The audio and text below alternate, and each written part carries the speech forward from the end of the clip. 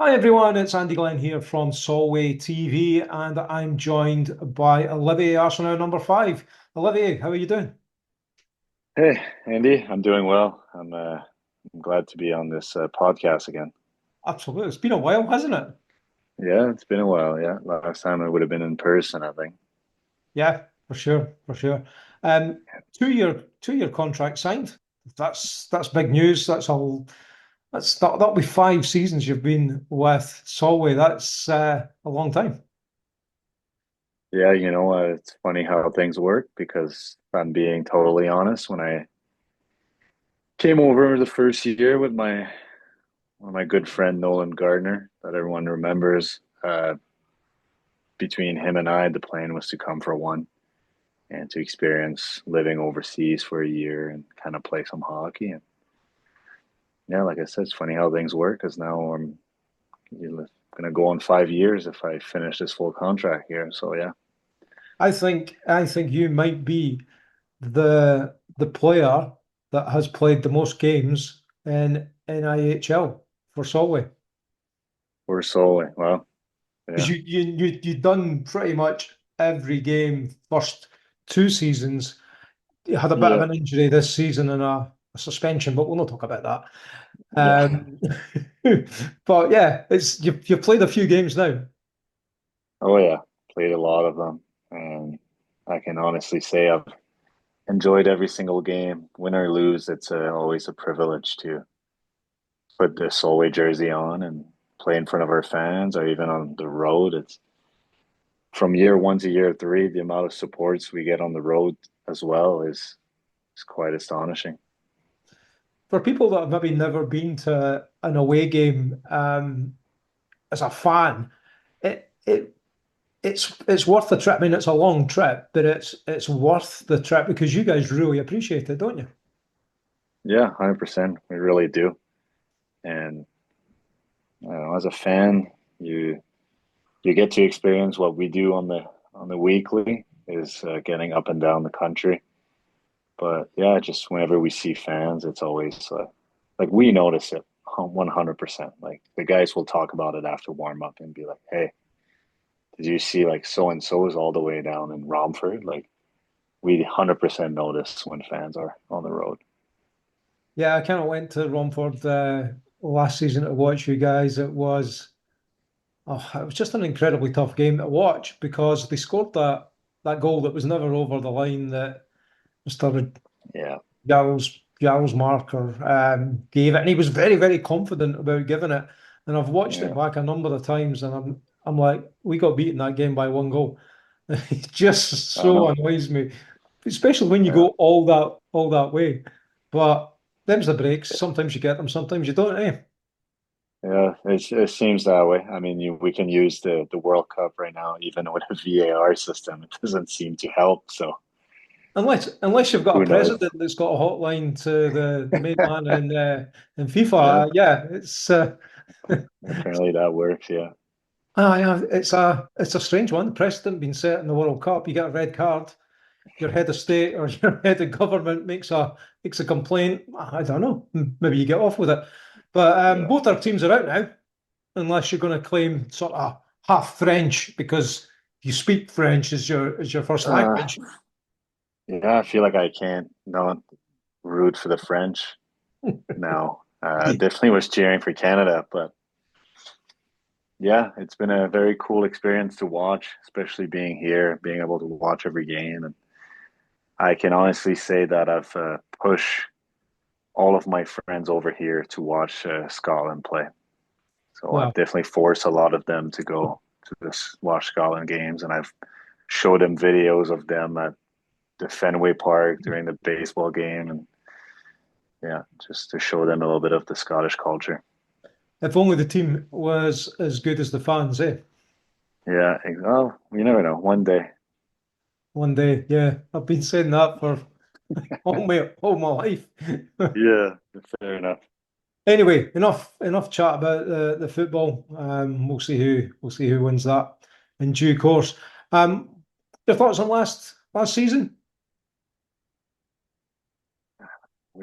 There's no hiding behind it. We started 2 steps behind with the rink being Yeah. renovated. We tried to climb back, and I didn't realize this until someone explained to me that at one point we were about 10 or 12 points behind 10th place. Yeah.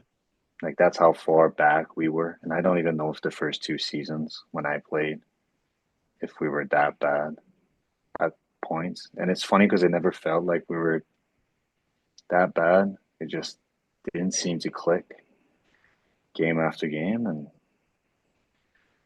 I don't know, it's just a tough season in general.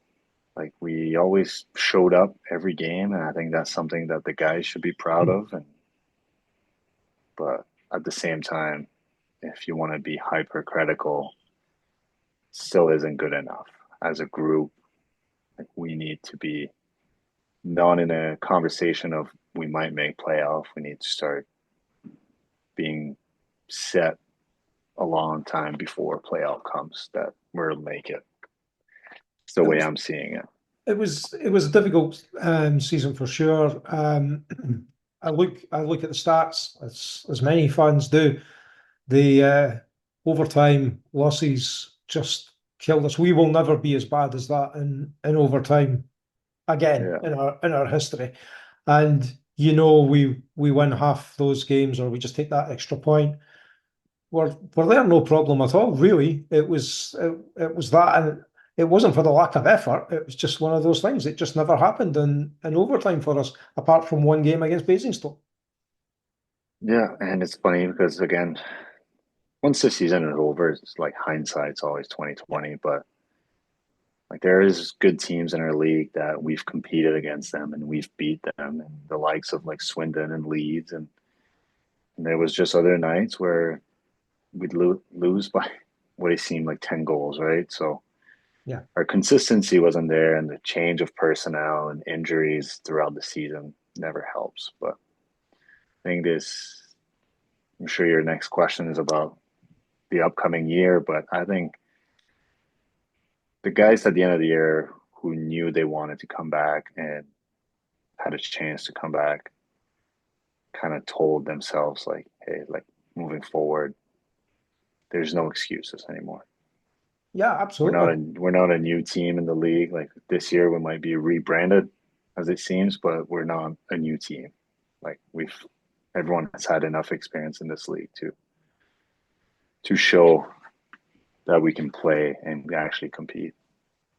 Yeah, absolutely. And I think every player that is in the Solway team would have had the opportunity with the turmoil that went on this in the summer to perhaps look elsewhere and to make a decision even early to say, I don't need the uncertainty. I want to get my future sorted early doors. But the the quality of players like yourself that have committed to our club through the turmoil is really heartening. And I think Martin said it to me in his interview with me. He said every player that signed this year wants to be here, 100% wants to be here. Yeah. Yeah, that's a good way to put it. I think it's just and that's not a you're right, and it's also not a dig at other players. Like everyone wants to do what's best for them. But yeah, I think the players who's coming back and who have put their foot forward to commit to the team and to commit to the coach is that's what you want, right? It's Yeah, players absolutely. that are I, committed.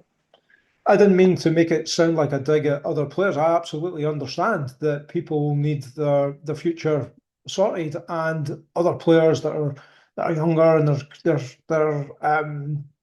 looking for the next step in their career. They want that fresh challenge, wherever that might be.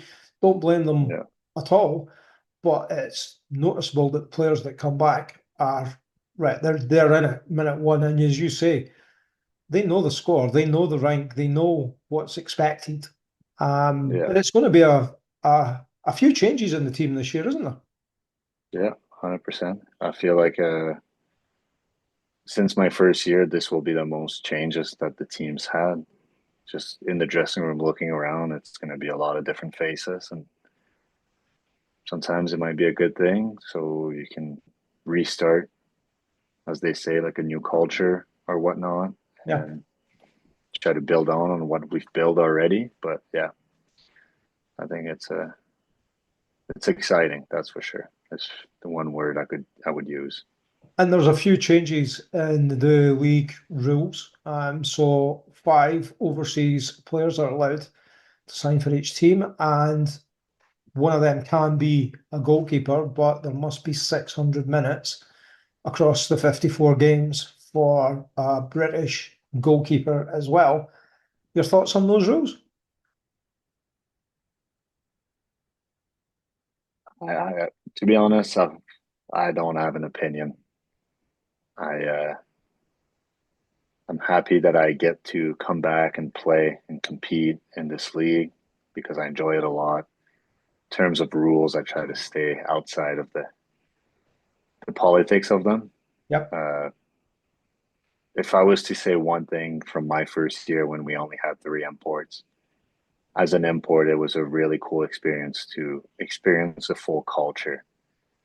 Uh, what I mean by this is like if you look at the likes of like an EIHL team where there's 15 imports per team, I feel like their experience isn't the same when they're hanging out with their teammates because they're all imported players.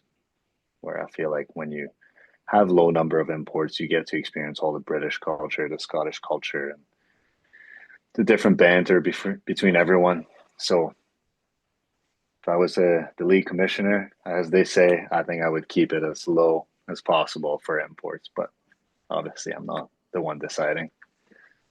No, it's interesting though. I kind of like that. I kind of like that answer. Are you saying our team has a lot of banter?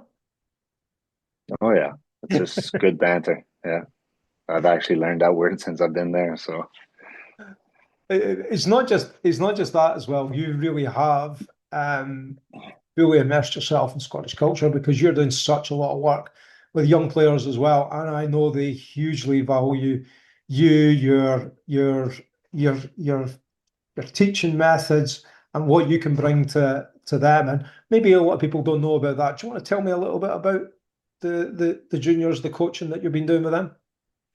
yeah, I mean, I feel like it took a while before I really got into it, but this past year I decided to coach the juniors. And I did it once a week and then sometimes on Saturdays. But not only the juniors, but we do also like to learn to play. And I take a lot of pride in the coaching I do at home, the hockey school I work at, but I feel like I kind of took those skills and tools that I have and brought it for the club, for the Solway club. So I'm enjoying it. And when I hear from the kids or parents that they're enjoying it, then it just makes it that much better.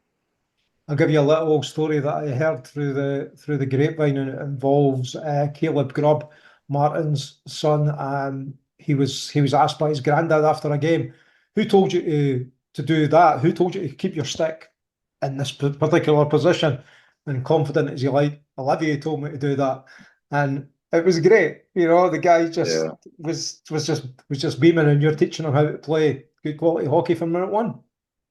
Yeah, there you go. That's a cool story, right? It is a cool story. It is a good story. I kind of like that one. Um, Talking of cool stories, one power play goal last year. What's going on with you? How did that happen?